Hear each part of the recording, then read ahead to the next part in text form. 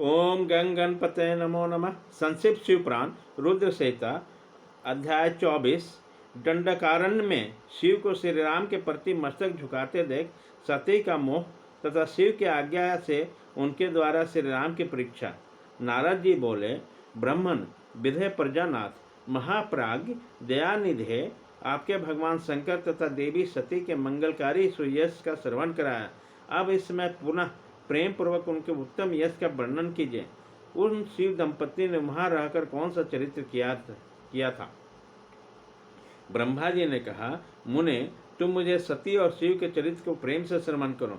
उस दोनों दंपति तथा लौकिकी गति का आश्रम ले नित्य निरंतर क्रीड़ा किया करते हैं। तदंतर महादेवी सती को अपने पति शंकर का वियोग प्राप्त हुआ था। ऐसा कुछ श्रेष्ठ बुद्धि वाले विद्वानों का कथन है।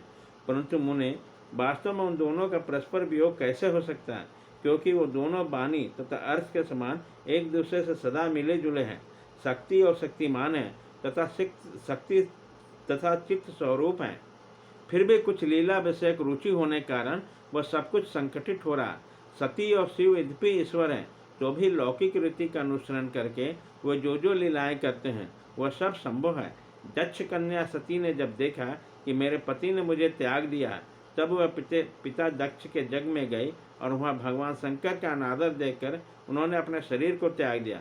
वे हैं सती पुनः हिमालय के घर में पार्वती के नाम से प्रकट हुई और बड़ा भारी तपस्या करके उनके विवाह के द्वारा पुनः भगवान शिव को प्राप्त कर लिया। सूत जी कहते हैं, महर्षियों, ब्रह्मा जी की यह बात सुनकर नारद जी ने विधाता से शिवा और शिव के महान यश के विषय में इस प्रकार पूछा।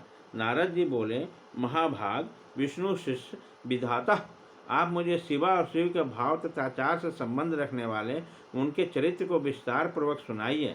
तात, भगवान शंकर ने अपने प्राणों से भी प्यारी धर्मपत्नी सती का किस लिए त्याग किया, यह घटना तो मुझे बड़ी विचित्र जान पड़ती है। अतः इसे आप अवश्य कहें। आज आपके पुत्र दक्ष के यज्ञ में भगवान शिव का अनादर कैसे हुआ और वहाँ पिता के यज्ञ में जाकर सती ने अपने शरीर का त्याग किस प्रकार किया, उसके बाद वहाँ क्या हुआ, भगवान महेश्वर ने क्या किया, यह सब बातें मुझसे कहिए। इससे सुनने के लिए मेरे मन में बड़ी श्रद्धा है।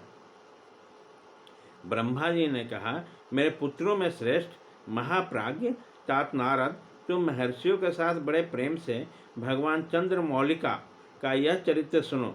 श्री विष्णु आदि देवताओं से सेवित परम महेश्वर का नमस्कार करके मैं उनके महान अद्भुत चरित्र का वर्णन आरंभ करता हूँ। मुने, यह सब भगवान शिव की लीला ही है। वे प्रभु अनेक प्रकार की लीला करने वाले स्वतंत्र और निर्विकार हैं। देवी सती भी वैसी ही हैं, अन्यथा वैसा कर्म करने में कौन समर्थ हो सकता है।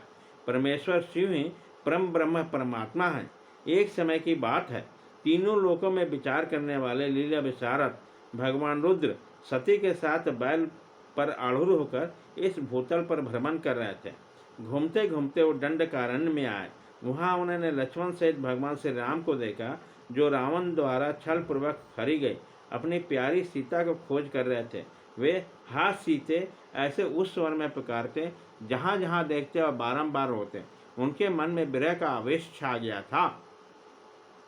सूर्य वंश में उत्पन्न वीर भोपाल दशरथ नंदन भरताग्रज श्री राम आनंद रहित हो लक्ष्मण के साथ वन में भ्रमण कर रहे थे। उसकी कांति फीकी पड़ गई थी।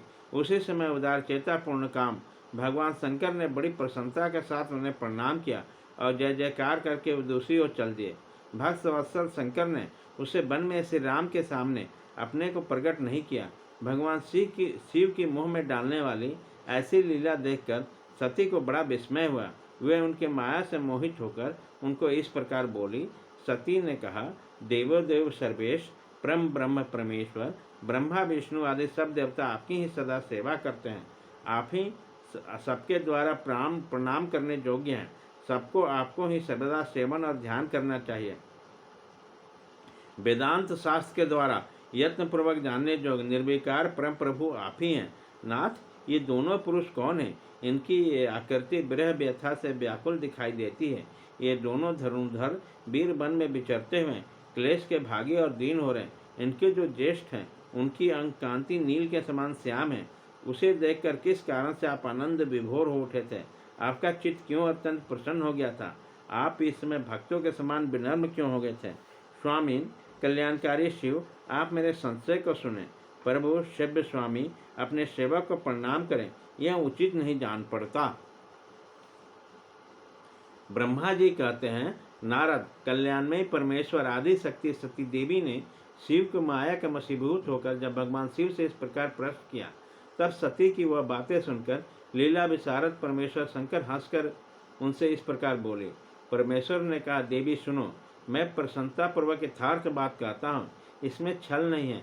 वरदान के प्रभाव से मैंने इन्हें आदरपूर्वक प्रणाम किया है। प्रिय, ये दोनों भाई वीरों द्वारा सम्मानित हैं। इनका नाम है श्री राम और लक्ष्मण। इनका प्रकट्य सूर्य वंश में हुआ है। ये दोनों राजा दशरथ के विद्वान पुत्र हैं। इनमें जो गोरे रंग के छोटे बंधु हैं वह साक्षात शेष का अंश है। उनका नाम लक्ष्मण है। इनके बड़े भैया का नाम श्री राम है। इनके रूप में भगवान विष्णु ही अपने संपूर्ण अंश से प्रकट हुए हैं। उपद्रव इनसे दूर रहते हैं। यह साधु पुरुषों की रक्षा के लिए और हम लोगों के कल्याण के लिए इस पृथ्वी पर अवतीर्ण हुए हैं। ऐसा कहकर सृष्टिकर्ता भगवान शंभु चुप हो गए। भगवान शिव की ऐसी बातें सुनकर भी सती के मन को इस पर विश्वास नहीं हुआ। क्यों न? भगवान शिव की माया बड़ी प्रबल है। वह संपूर्ण त्रिलोकी को मुँह में डाल देने वाले। सती के मन में मेरी बात पर विश्वास नहीं है। यह जानकर लीला विशारद प्रभु सनातन शंभु यो बोले। शिव ने कहा, देवी मेरी बात सुनो।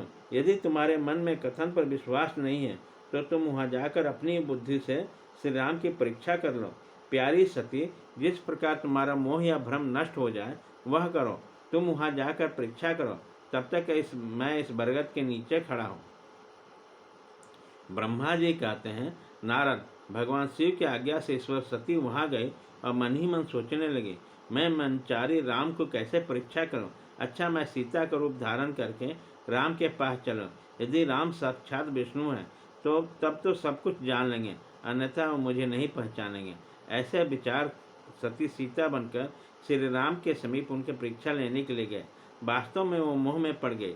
सती को सीता के रूप में सामने आए देखकर शिव का जप करने वाले रघुकुल नंदन श्री राम सब कुछ जान गए और हंसते हुए नमस्कार करके बोले। श्री राम ने पूछा, सती जी, आपको नमस्कार है। आप प्रेम पूर्वक बताइए, भगवान शंभु कहाँ गए हैं? आप पति के बिना अकेले ही इस वन में क्यों कर आई हो? देवी, आपने अपना रूप त्याग कर किस लिए नूतन रूप धारण किया है? मुझ पर कृपा करके इसका कारण बतलाइए। श्री रामचंद्र जी की यह बात सुनकर सती उस समय आश्चर्यचकित हो गई। वह शिव जी की कही हुई बातों का स्मरण करके उसे यथार्थ समझकर बहुत लज्जित हुए। श्री राम को साक्षात विष्णु जानकर अपने रूप को चरण प्रकट करके मन ही मन भगवान शिव के चरणाबिंदों का चिंतन करते हुए प्रसन्नचित हुए सती इस तरह बोली।